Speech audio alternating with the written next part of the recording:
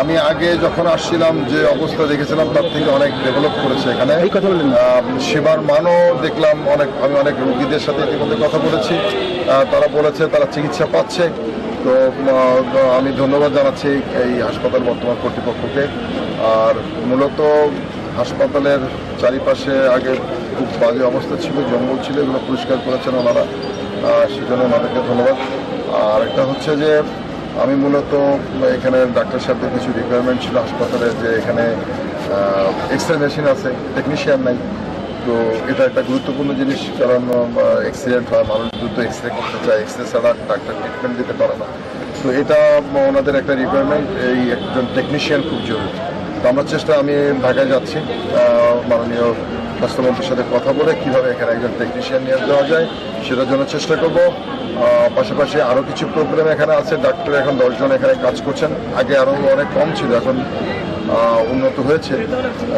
পাশাপাশি প্রায় 9 জন ডাক্তার এখান থেকে বেতন দেন, কিন্তু অন্য জায়গায় কাজ করে, তাদেরকে আবার এখানে ফিরিয়ে আনার জন্য চেষ্টা করবো মাননীয় মন্ত্রী মহোদয়ের সাথে কথা বলে। হ্যাঁ, গাইনির ডাক্তার নেই, 4 জন ডাক্তার এখানে, গাইনি কনসালটেন্ট এবং সার্জারি মেডিসিন। হ্যাঁ, এই ডাক্তারগুলো যদি আমরা ফিল আপ করতে পারি তাহলে আমাদের এই অঞ্চলের যারা পেশেন্ট, যারা সাধারণ মানুষ উপকৃত হবে, সেবা পাবে এখান থেকে, আমি এটা নিশ্চিত করতে পারি।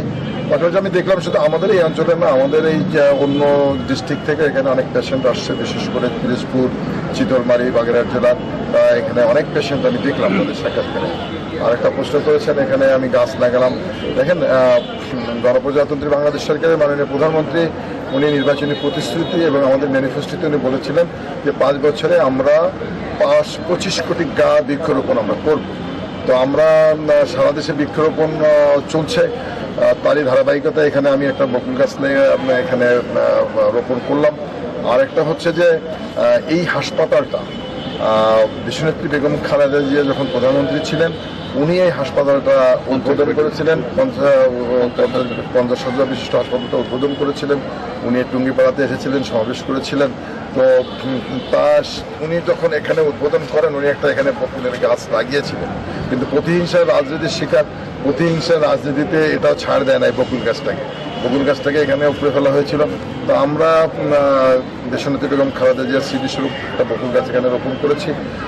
আশা করি গণপ্রজাতন্ত্রী বাংলাদেশ সরকারের প্রধানমন্ত্রী যে মানবিকতার রাজনীতি করছে, উনি কোনো প্রতিহিংসার রাজনীতি করছে না, প্রতিশোধের রাজনীতি করছে না।